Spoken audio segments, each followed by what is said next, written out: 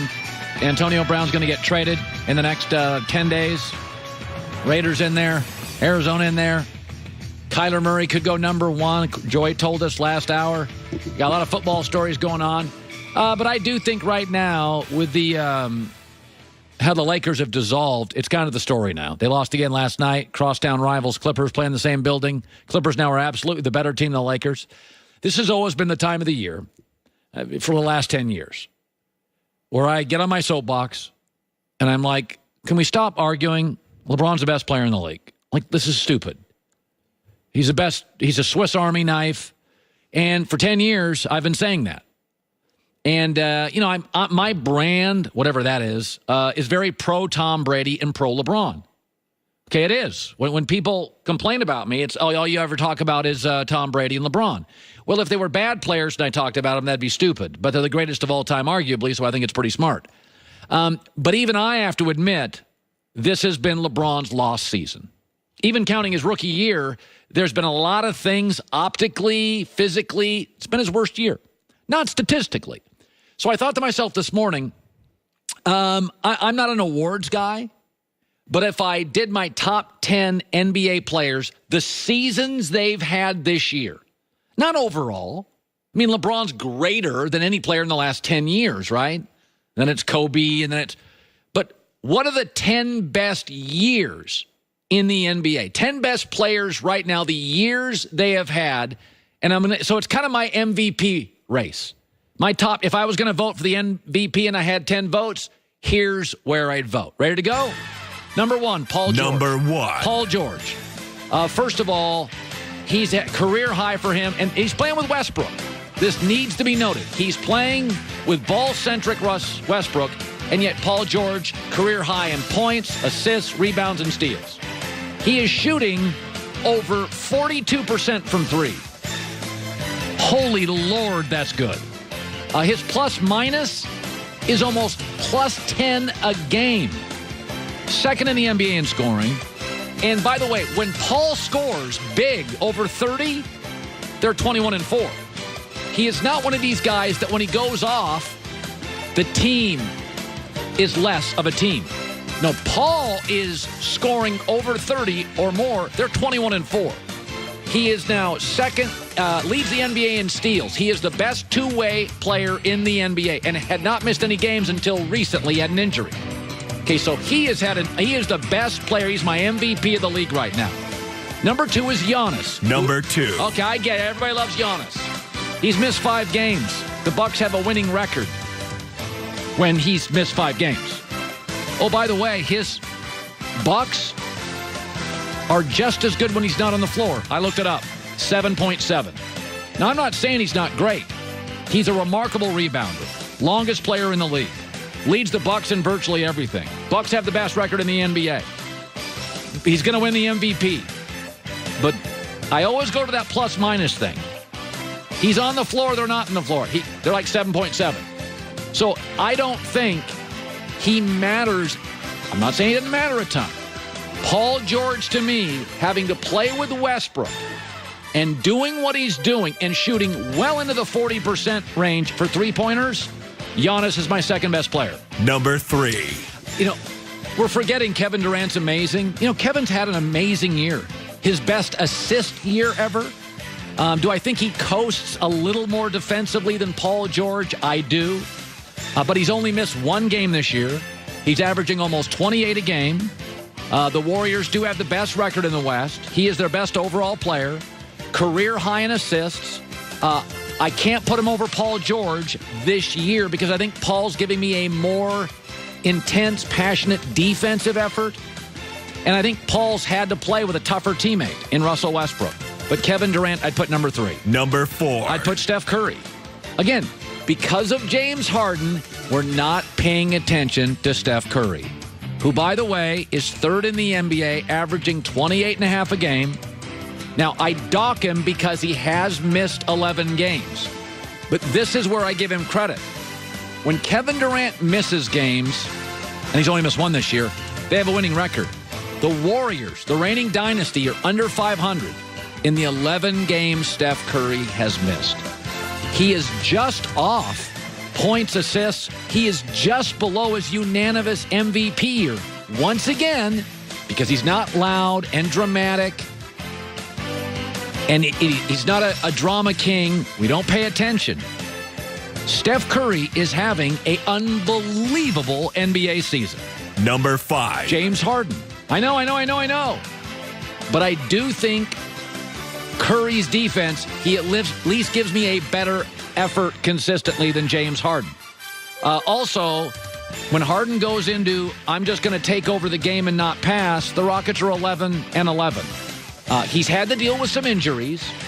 But I really believe, and I'll say it again, Steph Curry, if I started a franchise tomorrow, Steph and James Harden, I'm taking Steph Curry. Plays well with others, best shooter of my lifetime, incredibly efficient, can play with multiple stars, unbelievably coachable, best ball handler since Isaiah Thomas. Harden would be my 5th best player, my 5th MVP choice. Number 6. Joel Embiid's having a monster year. Listen, first couple years couldn't play.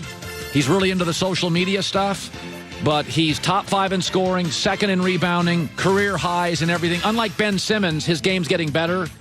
Ben Simmons has been a real disappointment for me this year. Apparently, he spent the offseason hanging out with his girlfriend because he can't shoot any better than last year, and it's his big flaw. Joel Embiid's had a monster year.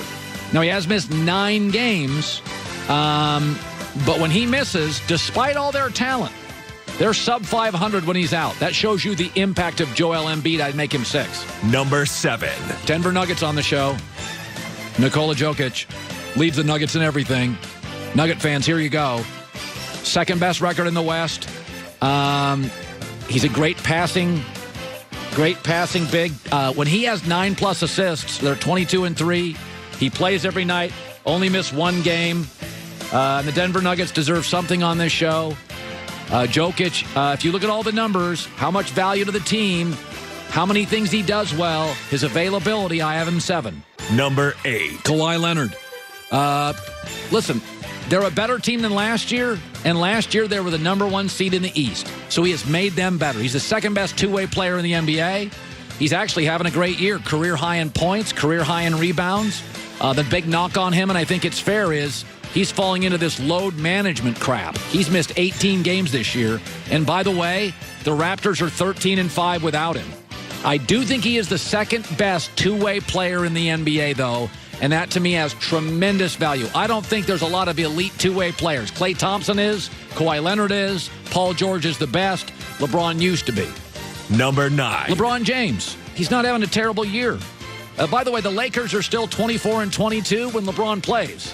He's averaging 27 a game, 8.5 rebounds, 8 assists, and when he's on the floor, the Lakers are plus 6.9 better. 6.9 points better. I know we're going to bury LeBron this year. He is not close to being defensively the same player. Some of that's the injury. Came back and he's not in shape. But I'd say he's having the 9th best year in the NBA.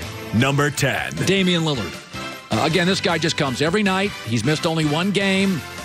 He's not a very good defensive player. I mean, he's really not a two-way player. He's a gifted offensive player. He is really, it was funny when he came into the league, we all knew he was talented, but I'm like, he had kind of a quirky looking shot. He's shooting 47% this year.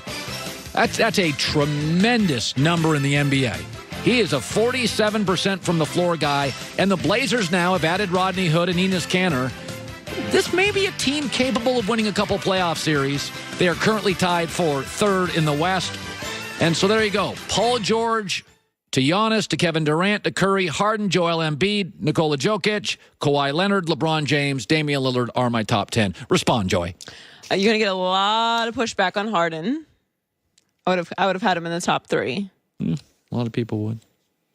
I don't have the odds in front of me, but I'm pretty sure Vegas would as well. I agree with you with Kevin Durant and Steph Curry. They sort of cannibalize each other because it's the Warriors and everyone hates the Warriors and they're so great they kind of just cancel each other out. But they're both having incredible years. They're both having unbelievable years. And it's funny because the takeaway is LeBron has really been awful. No, he has not been awful. The games in which he's played, he came off an injury. He was not in shape. He hasn't played defense in the second half. He just hasn't. That's why the other guy that I like a lot, Kawhi Leonard, is Kawhi misses a lot of games now. And last week, Kawhi Leonard went load management. I mean, bruh. Well, come on. We always complain about the Raptors being great regular season teams and not doing what they need to do in the playoffs. So all right, well, I'm actually proud of you. You got the Nuggets and the Raptors in there. Hey, I may It's think they're going to get whacked in the postseason. I pay my respects to Canada. You think the Raptors are going to get whacked? Yep. They'll win a playoff series, get whacked. By who? Indiana's tough. Boston may end up in that 5. Sixers? What are the Sixers now? We have not had a wager yet on the show. Oh, believe me, after I baked that delicious blame pie earlier, I got nothing. I'm selling that thing. You were very, very fair about the slices, though. Yeah. Wasn't brutal. I think Luke's to blame, but, I mean, you put Brad Stevens in there. What do we think? This is a 2 seed? I think the best news for the Lakers is, I honestly do, I think Brandon Ingram's played really well last 10 games. He's really been good offensively. Yeah, you have to give him credit because people were giving him a very hard time this season. I mean, I had said, this is it. 15 a game. Right. This is it. Like, we've hit a ceiling, year 3, but he's burst through it. Good for him. These guys are young, which should be noted. All these guys should be like seniors in college. One and done guys should be your third year in the league. You should be a senior in college. So, yeah, we should probably give them a little time to develop and see what they become. By the way, Kyler Murray is lucky. Now, he's earned a lot of it, but I want to talk a little bit about how sometimes we're all a little bit lucky with timing. That's coming up. When it comes to costly car repairs, what you don't want to get is burned. What you don't want, because cars, you're putting 15,000 miles on it a year, 12, 15, 17,000. Some of you guys, some of you people are in sales. You're putting 19,000 miles a year on your car. That warranty runs out, and that is an old car. That is a much older car than a 3-year-old car.